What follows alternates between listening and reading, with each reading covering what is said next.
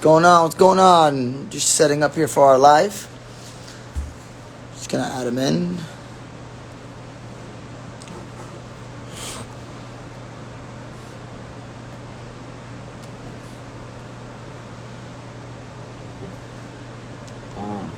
Sick. What's going on, folks? Hello, Yo, hello. yo. Hey, How's it how going, you doing, Don? fellas? Good, good. How are you? Yeah, good. I'm just getting my volume adjusted a bit here. No problem. Okay. Can you hear us all right? Yes, I got you. I got you fine. Excellent. Thanks for joining us. We really, really appreciate it. No problem. Thanks for the invite. It'd be great to speak to you guys. See what sort of ideas you've got, what sort of questions you've got. Yeah, yeah. Definitely. So just to give you kind of a little bit of a background on who we are, we're both upcoming amateur, soon-to-be professional Muay Thai fighters based out of Toronto, Ontario, Canada. And me personally, I actually came across your page years ago when I was having my first couple of amateur fights, and I was looking for insight and resources on how to develop a good strength and conditioning program. And Right. surprise, I found it incredibly difficult to get access to some very insightful resources. Everything else just seemed to be very golden era Muay Thai training, run 10K or do 100 push-ups. So when I came across your page and I listened to some of your podcasts with the Muay Thai guys, with Sean Fagan and Paul Banashir, Yes. I came across a lot of these different things. So the wheels started turning into my head. And now, ever since me and my colleague Thomas here become to take our training to the next level, I figured it'd be incredible to have you on the show and introduce you to our wider Canadian and North American audience to kind of give them insight on the diversity of Muay Thai training.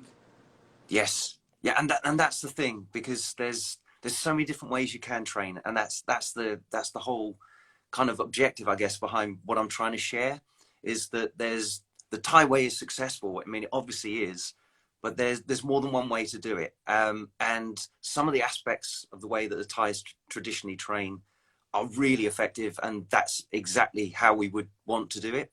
And there are other ways that have kind of progressed over the time scale, if you like, and it's just been handed down from trainer to student, and that fighters then become a trainer themselves, and none of it gets questioned. And it might work, but it might not be the most effective way of working. And that was what I wanted to kind of share, was where are these areas where we can perhaps tweak the traditional Thai model, make it more effective if you were training full-time in Thailand, but also making it more effective if you're not training full-time in Thailand and you've got more of a Western lifestyle and you've got other commitments other than just training and fighting, and that's it. If you've got more family commitments and work commitments, you've definitely got to be more effective with your time. And that was really the whole purpose of what I was trying to share online. And it was actually back in, I guess, 2011, 2012, I first started sharing things online. And I must admit, I fully expected to kind of be burnt at the stake as a heretic. Kind of, what's he talking about? It's not what the Thais do. But that didn't happen. I'd got more questions than I did kind of shouted down. So that's been really encouraging. And I've just kind of kept on going from there and just trying to share as much as I can do. Excellent. And just to kind of give an introduction to those that are joining us, hello everybody. I'll give a quick intro as to who you are, and then you can kind of elaborate on to your journey and how you got here. So, Don Heatrick, am I pronouncing the last name correct? Yes, yeah, that's it. Don Heatrick is an expert and go-to specialist on Muay Thai performance training. He is a former engineer, a former European silver medalist, and a former pro Thai boxer who is looking to bridge the gap between Muay Thai, strength and conditioning, and performance science. And I guess my next question to you, Don, is beyond how was your journey like getting here? What really led you into the path of figuring out the puzzle that is performance science and how it leads into Muay Thai? I think with my background being like an engineer, and I really only went into engineering because I had an aptitude for it. My mind kind of works that way. But I've always done sports in parallel. So when I was in school, I was actually playing American football. I wasn't doing martial arts at the time, but I was always researching how I could become a better athlete for what I was doing. And with American football, there is a strength and conditioning side to that as well. So when I was doing that training, we did all the learning the playbooks. There was all that sort of strategy side of it. There was all the training drills and that side of it. But then there was also resistance training sessions and energy system sessions. All of that was going on. And I could see how that was being optimized for the sport of American football, as we'd call it here in the UK. And I had that background, and I was really hungry. I was like, well, how can I make myself become the best athlete I can be? I was looking at nutrition. I was looking at all this kind of stuff as well, not just the physiology side of it. And I've always been doing that in parallel, and I've always had this kind of, I guess, kind of like sideline, if you like, or a different life that was always combat sports as such, contact sports. And as I was studying my engineering studies, when I left school to become an engineer, because that was what I figured I could make a living from, always doing my sport in parallel. One of the guys on my engineering course was doing martial arts. I was actually on the team I was playing for. The coach was a US serviceman, and he got stationed somewhere else. So for a year, the team disbanded, and I was like, well, what am I going to do to keep myself fit? And one of the guys on my course was doing martial arts. So I've always wanted to do it, never trained in it, messed around doing things. And I think I must have been about sort of 18, 19 years old at the time. And I went across and I did Koshinkai karate with him. But I loved it, but I don't know if you're familiar with that style. It's a very full contact style karate, but there were no punches to the head. And I was like, I just feel there's something missing here. And that was where I then looked at all the different martial arts, and I realized Muay Thai was the one. I was like, that looks like, that's what I want to do. You know, that's as real as it looks like it can be, but it's still got that competition side of it, which I really wanted to get stuck into. But there was no one in my area where I lived that did Muay Thai. There was kickboxing groups, so I joined that. But then as soon as a Muay Thai gym came along, I trained there, and that's kind of what I've always been doing in parallel to being a mechanical design engineer. And I just got to a point where I was actually teaching classes in Muay Thai. I had kind of a reluctant coach, if you like. People kind of followed what I did, and the guy who was running the gym said, can you start teaching some classes for me? And I was like, well, okay. Kind of didn't really want to, but then found I was learning a lot from doing that actually teaching others was really helping me think about what I was doing better and cementing my own understanding. So actually, from being reluctant, kind of really started enjoying it. But what I soon realized is when I started running my own gym as such, and I was still an engineer, and that was how I was earning money. But I just got to this point where all of my lunch breaks and break times, I was planning sessions for the evening. I was researching how to make not just myself a better fighter, but the guys I was coaching better fighters. And it just got to a point where I was like, you know, this is what I really want to do. So it was a big decision to kind of effectively jack in an 18-year engineering career. I was married with kids at the time as well. I had to have a very understanding family. I said, look, do you know what? I want to try and start running a full-time gym and really do what I'm passionate about, and apply everything that I've learned as an engineer in the way I kind of structure and work things, and apply that to Muay Thai training. That I could see there was loads of gaps. So like, we could be doing this so much better from what I was researching and applying with myself and others.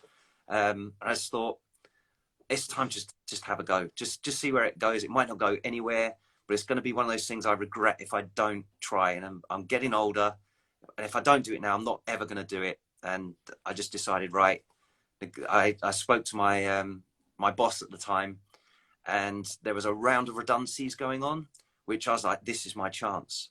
I can actually go with a payout to actually start the gym up.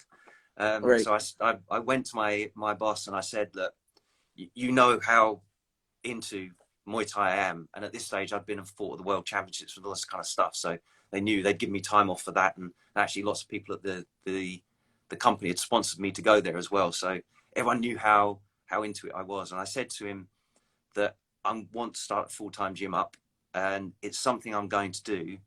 I either can do it now with the redundancy money, or in a year's time, I'll be doing it anyway. But I'd really love it if you could support me in letting me go with that money to invest in it to start off with. And he said, I know what you're like. I can see you've made the decision. Really don't want to lose you, but prepared to do that. And, you know, to that boss, Peter Harmon, if you know that, awesome fella. You know, it made his life a lot harder because I was established in the role I was doing, and he had to have someone else new come in.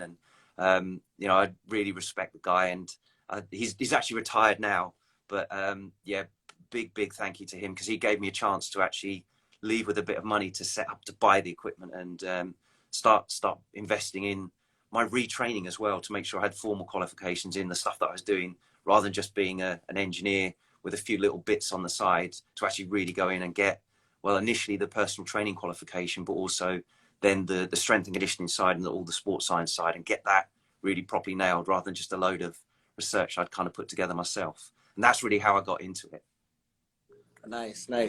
So I have a question about like my own kind of personal training. So like right now, balancing work and train, like we're about to start a fight camp. We're going out to Alberta to fight, and like bouncing between work and getting to the gym to train. What do you think a fighter in camp should fit? Like how many days of strength and conditioning? Because I hear a lot of people, at least out here, saying like minimum 2 days. But right now, I kind of just break it up on top of my session. So like I'll do whatever coach has lined up for Thai, like drills and whatever pads and the bag work, and then after that give myself a little recovery, and then I'll do like my plyometrics or like my weightlifting, and I kind of just break it up into small bits, like multiple times over the week. And some people think like, no, you should just do like a couple big sessions a week. Like what would you think is best for that? Well, there's lots of ways you can split that. The way I generally structure it though is with 2 like complete full body sessions that work everything. And the reason I do that is because those particular types of training have a certain stimulus on your body, and a certain type of fatigue on your body, and they play nicer with certain types of training than others. So you can kind of end up polluting the mix a bit, and kind of throwing in too much endurance alongside the more neuromuscular stuff that you wanted to do in the gym. So the strength work, the power work, the speed work, plyometrics, med ball throws, all that kind of stuff. All of that stuff needs to be well rested, and just bang as much as you've got. If you're fatigued, you're not really developing those qualities to the best extent. So if they're too close to any kind of endurance, and that includes like a Muay Thai session, then that does jade that response from your body, because it can't do everything at once. So for that reason, rather than splitting it up into lots of little bits that could end up a bit too close to other stuff that spoil the recipe, I tend to go, I've got 2 sessions where I'm just going to hit everything I need, and I'll keep them a long way away from any other kind of training. So ideally, if you can't, you can't, and we just do the best we can with what you've got. But typically, what I'll do is I'll have fighters do their resistance training in the morning a couple of days a week, and not on consecutive days. We space them apart because we're hitting the whole body. There's no kind of split body parts going on. So we want to make sure that all of that recovery happens. So by the time we hit that next resistance training session, everything's ready to respond to that stimulus again. And then later on in the afternoon will be Muay Thai training, cardio conditioning, or anything else that we're adding in that could kind of pollute the training effect that we're trying to get, because the two don't mix so well together. So you'd find like having a session in the morning separate, and getting out of like doing the strength and conditioning out of the way, and then doing the Thai in the evening is more beneficial? It doesn't matter if you switched them vice versa? No, it doesn't. It's just, it's typically, most people have got access to their training sessions and the coaches and the rest of the team in the afternoon or evening. That's when everyone else is training. Some full-time gyms do have proper sessions in the morning as well, but by and large, most of them are evening training sessions. So that's why I kind of recommend that as a standard, but you can definitely flip that around. And if you can't, if you have to if it's like, well, the only days I can get to the access to the resistance training gym facility part is when I'm at my Muay Thai gym, or it's the same day as I'm at the Muay Thai gym because I've traveled somewhere, then we just have to go with that and just realize it's not going to be ideal, but it'll still be a training effect. And we just try and separate them by as long as you can do. And what I'll tend to do is whatever the priority is for your athletic development or for your fighter development, that session should go first. So if you're if you're predominantly needing to work on your Muay Thai skill, that's definitely the session that should go first, unfatigued. So you really get some good quality repetition in there. And then if you can leave it kind of like an hour or more before you then do your resistance training, that would be better. But even if it's just a 15-minute gap, research still shows that there's less conflict than you doing them literally back to back, side by side. But the longer you can leave, the more reward you'll get for your resistance training. And that's the kind of best way if you can do it. Like the reason for the gap is like you'll have more maximum performance, right? Like giving yourself more recovery time, and then you're gonna get obviously better reps, a better session. Yes, so you'll be more recovered, but you'll also, it's kind of like your body can't have a conflicting stimulus.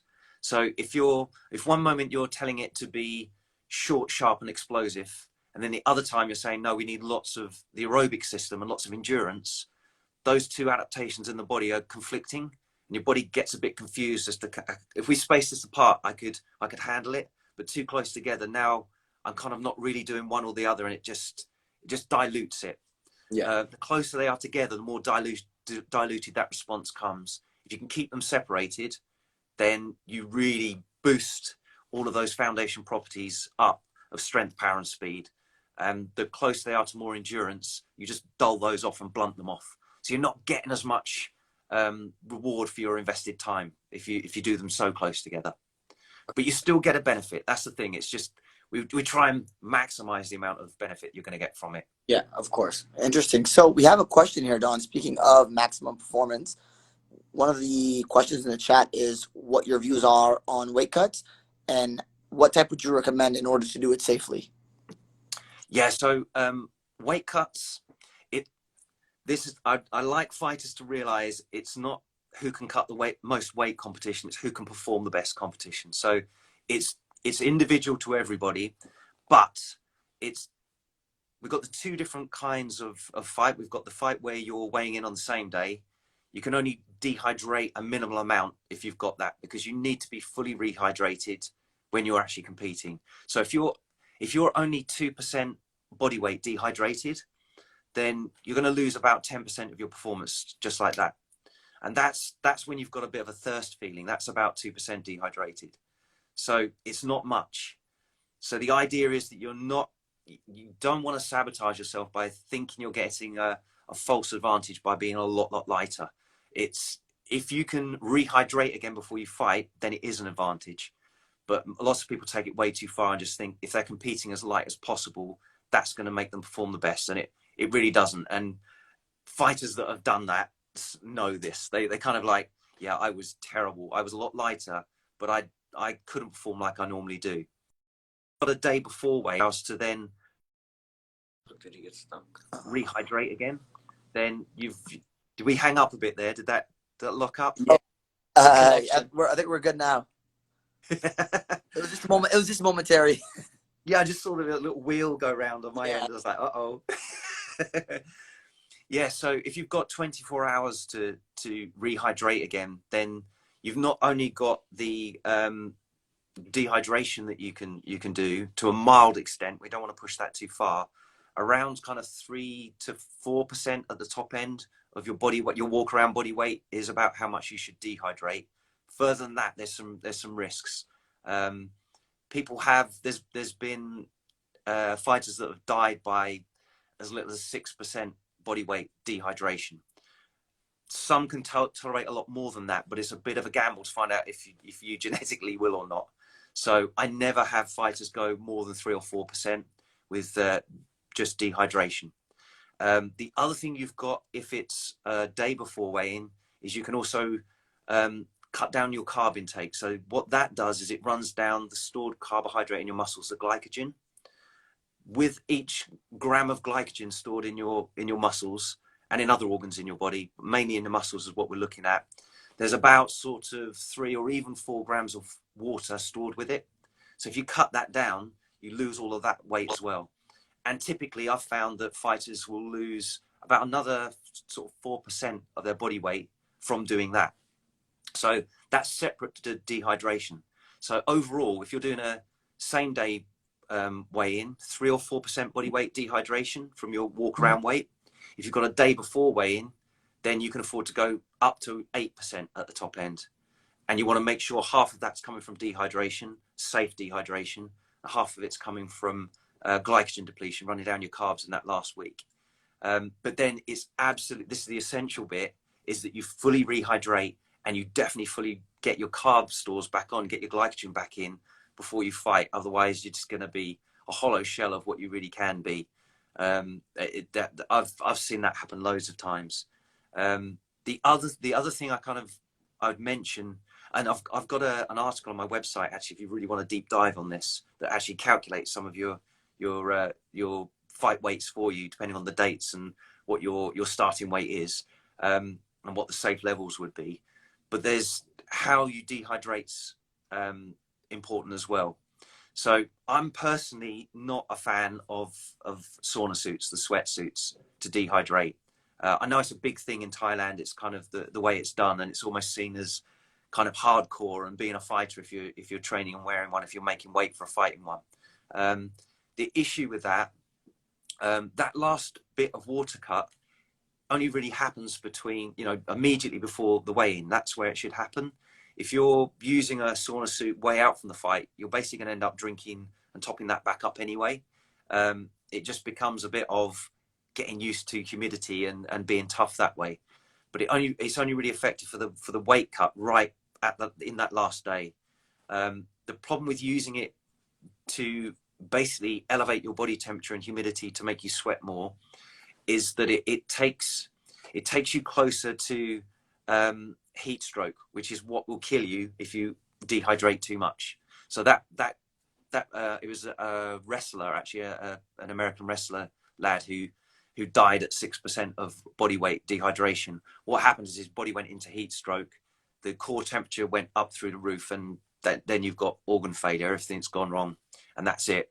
If you're wearing a sauna suit and exercising, generating extra heat, you're elevating your temperature even more. You're kind of adding to the perfect storm that could give someone a problem. So I don't like sauna suits to have people dehydrate. I prefer to use water loading.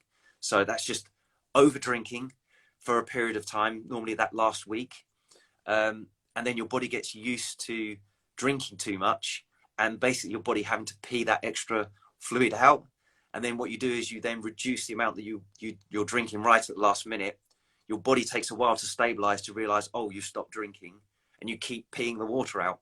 And that dehydrates you without overheating you. So for me, that's kind of the best way to do it. It's going to be safest. Once you've figured out the way to work that, and I've got a structure on the website as well for how you can do that. That's the way to keep people safe. Other methods, that you just got to be aware of the risks, and just because one person can tolerate it doesn't mean everybody can.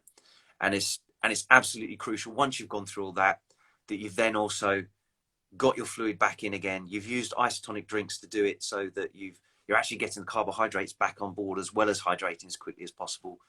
And you're putting your body into the competition in as good shape as it can be, rather than just completely ravaged. And I've done that. I'm sure every fighter has at some stage, just pushed it too far and has gone, yeah, that was not an advantage. Definitely. And I guess just to segue onto this, Don, one of the main things I actually noticed about the stuff that you do and the work that you do, it's you're not necessarily focused on just the physical components in training, but you're also very much into the mental/spiritual, if that makes sense. And yes. I guess part of it is kind of that post you made not too long ago on loving the process instead of loving the end result. Yes. And I guess, could you kind of elaborate on that? Because as fighters, sometimes we're so obsessed with having the perfect record, making sure the result goes our way, and making sure we reach all these metrics. And I find that oftentimes we're kind of taking away from what it is to be, from the whole entire experience of what it means to be a fighter. You know what I mean? Training, getting ready, disciplining oneself, getting into the best shape of our lives. So can you kind of elaborate on the importance of loving the process as compared to only just the outcome? Yeah, I mean, the outcome gets us into the game, really. That gets us started, but it's a bit of a hollow motivator long term. you'll find that that's kind of outside of your control. So if you've got a fighter who's literally all they're about is winning a title or whatever, they've got that target. There's so much to that that's outside of your control. It's easily kind of derailed. You know, on the day, the judges, you know, they can award it to the other guy if you don't manage to knock them out. You know, that's outside of your control. If you're kind of pinning all of your motivation on that, then it means you're going to struggle, because there will be moments that stuff doesn't go your way, that there will be a defeat, you'll be struggling in training, there's an injury or whatever. But rather than sort of what can happen is if you're motivated by more of those external extrinsic things that aren't in your control, it ends up kind of leading. Have you come across that term, a fixed mindset or a growth mindset? Yeah. So that whole thing is with a fixed mindset, you kind of believe in talent and not effort. It's kind of like, well, if you're talented, it should be easy. And the problem was being motivated more by the, and it kind of means you've got less control. We lost it again just for a moment, didn't we? Yeah, sorry. The last thing we heard was the problem with thinking it's going to be easy. Yeah. So so if you're motivated by external things, it's driving you down that kind of fixed mindset, in that if I've got talent, it should be easy. And of course, at some stage, it's not going to be easy. You're going to be matched with an opponent who is the right level, that is going to challenge you, that will beat you on a good day as well. And then what happens to your mindset when that happens? And it can all start to fall apart then.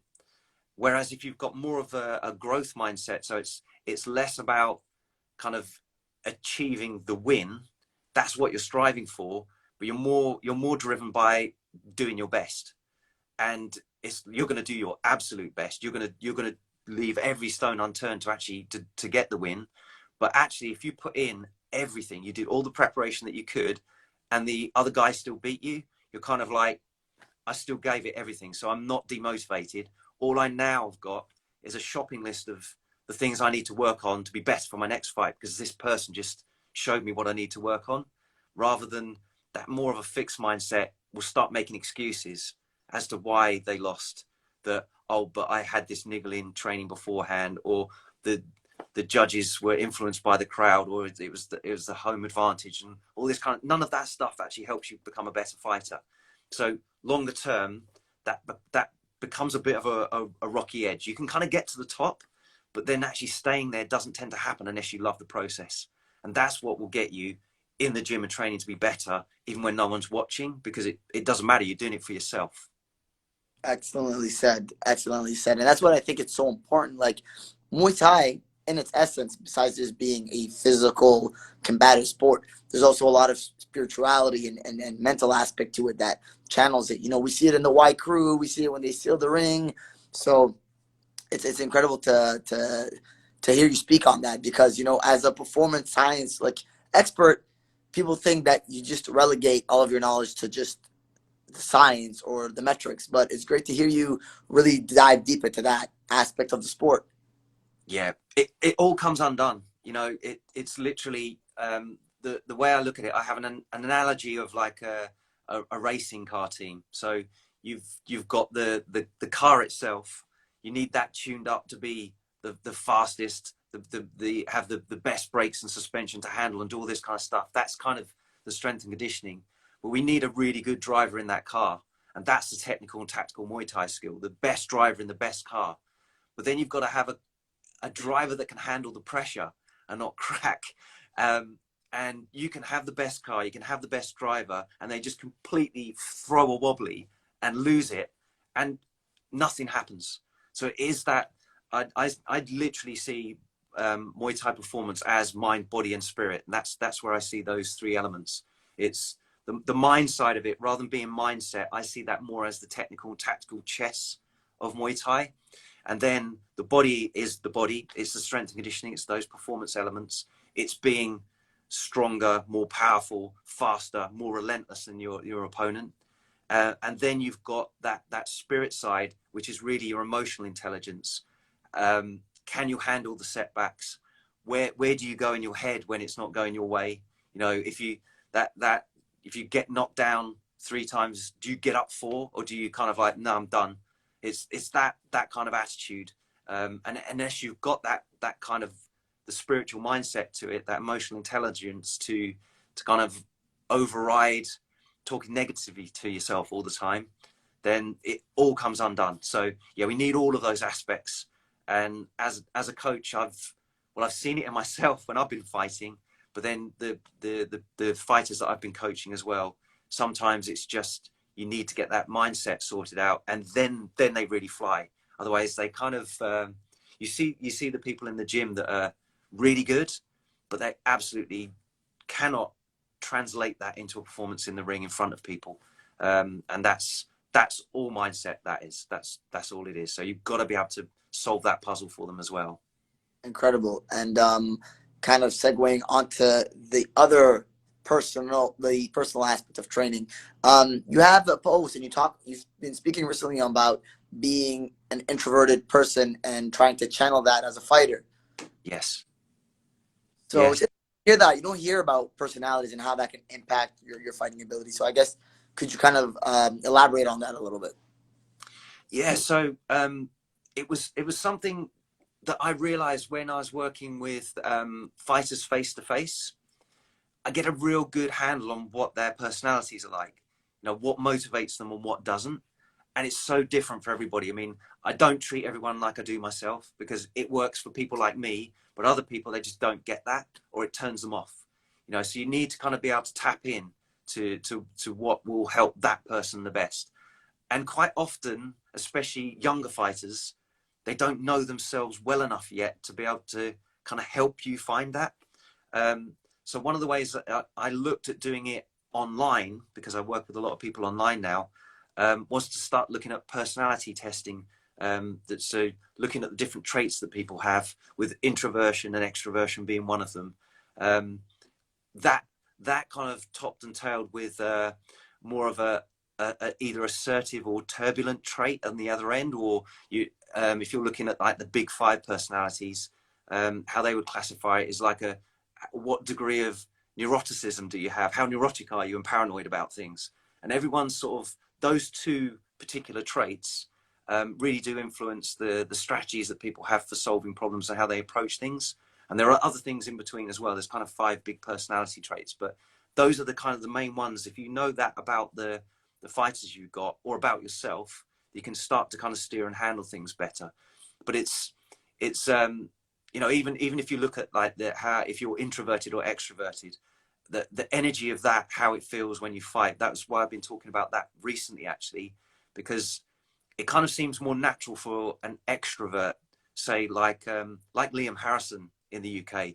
He's an extrovert. I've interviewed him on my podcast, and he's really struggled during you know, the pandemic lockdowns and things like that, because he needs an audience. You know, when he performs, he needs a crowd. He needs that energy. And the same in training. He wants his team around him. He wants to work with people like that.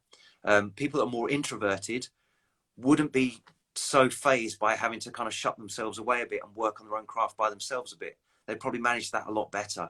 But then the competition side, actually being in the ring, like now there's all these people around, and you know, that's draining for them.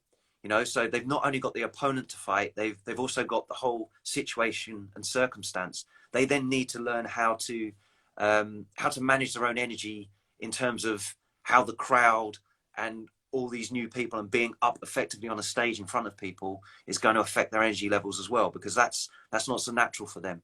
And it will run their battery flat, whereas an extrovert would be charged from it, you know. So you've got someone. So I like to use sort of examples from the people that I've spoken to and interviewed. So Liam Harrison is an example of extrovert, and then the other extreme end is Damien Traynor as well, who's an introvert. You know, and both of those guys are really good fighters, have completely different approaches to how they train, and also how they actually prepare themselves for the fight backstage. You know, and when you know that about yourself, you can start to kind of cut yourself a bit of a break and just realize, okay, I don't need to do it this way. Perhaps if I'm introverted, I won't do it like Liam would do. I'd do it more like Damien would do, and vice versa.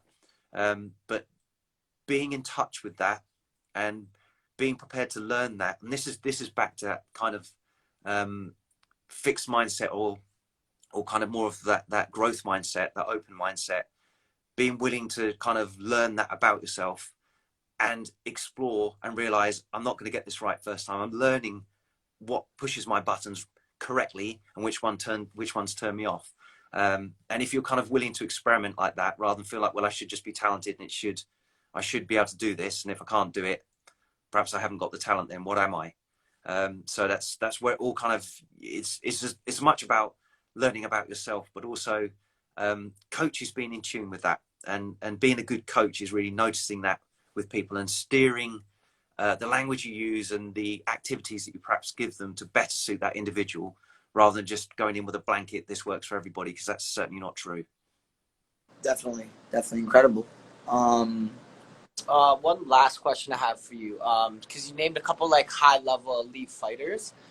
What's the main difference you find between like really good like high-level amateurs compared to like them making it to the next level to go pro and become an elite pro? Like, what do you find the differences in like the two? Like, what does an amateur who's like pretty high level need to do to like gap to get to pro? And what do you notice between the pro guys and the amateur guys that they're doing differently?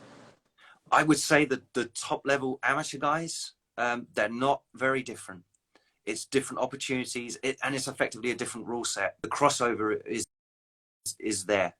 So, I mean, I've fought as an amateur and I fought as a pro, and actually fighting as an amateur, although it was wearing the padding, the elbow pads and everything as well, I got to fight full Thai rules earlier than a lot of the guys that kind of, I'm not doing amateur, I'm just going pro rules, because they were still doing what we'd say in the UK, B class and C class, where it was no elbows and knees to the head and stuff like that. Whereas as an amateur, you're getting the habits for all that stuff really early on, and it's just naturally flowing. Then when I went pro, I went A class really quickly because I was already familiar with those tools, and I could deal with that straight away. I didn't have that whole process. It was just that whole, the first step of the first fight you have without the shin guards on is a bit, I don't know. And you do it and you're like, well, isn't adrenaline an awesome thing? I didn't feel anything, you know. It felt no different. In fact, I picked my shots better because I wasn't just kind of chucking stuff and not worrying about clattering on a shin or an elbow or something like that. I was actually working cleaner and better. So yeah, I don't think there's at that top end amateur, there's not a lot of difference really.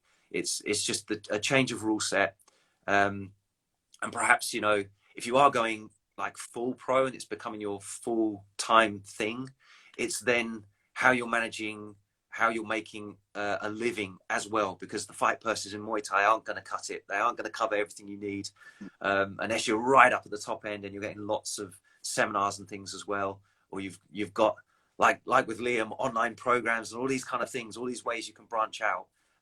Actually, Liam's a really good example of someone who's marketing things well. He's a good Muay Thai businessman as well, in that he I believe, I might have got this wrong, but he might have been one of the first Muay Thai fighters to start getting seminar gigs, and everyone started getting them after that, you know. So he's been paving the way in a lot of this stuff and showing how fighters can actually make a full-time living doing what they love, not necessarily having to do a full-time job alongside that as well. It is difficult if you're running a gym as well. I mean, you guys are running a gym as well, aren't you? No, we're like teaching, but Teaching. the owner here, like we just teach like I'll do like a couple days a week, he'll do a couple days a week, but Yeah. he deals with all like the memberships and stuff, so we don't have to like have the headache of actually running a business. Yeah. It is difficult if you're then running a full-time gym and you're competing yourself and you're responsible for other fighters as well. Something kind of has to give. So it is tricky. It's nice if you've got someone who is running the gym side of it, and you can kind of focus on things. And if you can get private one-to-one sessions and you're doing that to kind of generate a bit of income as well, that's a really useful way to kind of bolster things up. But it's the big part of if you do turn pro, just how can I make ends meet here as well to kind of fund all of this, and whether you've got any kind of passive income that you can work alongside it as well. so many different ways you can do. But yeah, that of course that's the other big difference between being a full-time pro Muay Thai fighter and an amateur who's probably still got a career alongside it as well. Yeah, awesome. Thank you. Incredible. Appreciate it. Well, thank you so much for your insight, Don. It means a lot that you could kind of come on and introduce people to, you know, to kind of give them a little taste of the nuances and the complexities of strength and conditioning. But, you know, as me and Thomas, you know, look to make our professional debuts, and as we, you know, start to experience this resurgence in Muay Thai culture across the world, we really think, you know, the work that you're doing is going to be meaningful, and you're really, you know, you're really paving the way in a lot of ways for Muay Thai, not only in the West, but I think for Muay Thai as a whole across the world. So we look forward to seeing you continue to produce the work that you're producing. Thank you, and thanks for the opportunity to speak to you guys and everyone that's following you as well. Really appreciate it. Thank you very much. Thank you. And hopefully we'll do this again. No problem. Love to. Yes. Awesome. Thank you. Much appreciated, Don. Thank you very much. Cheers then. Bye-bye. All the best.